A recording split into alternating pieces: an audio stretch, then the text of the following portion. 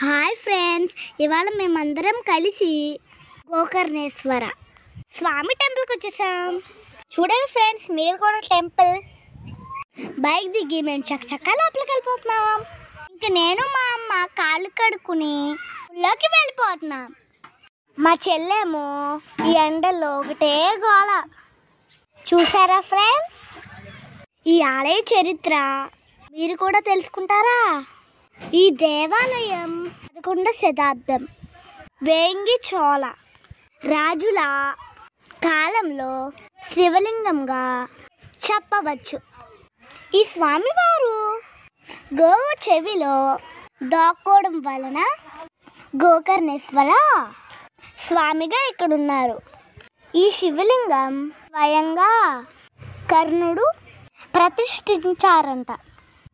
చూడండి ఫ్రెండ్స్, ఈ ఆలయం చూస్తుంటే నాకే చాలా బాగా నచ్చేసింది.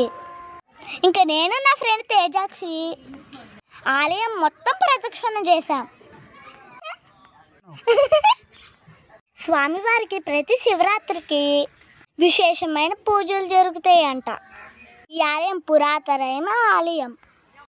ఇంకా నేను నా ఫ్రెండ్ కలిపి ప్రదక్షిణ అయిపోయాక లోపలికి వెళ్ళి ఒకటే గంతులు. చూడండి ఫ్రెండ్స్, మా ఇద్దరిని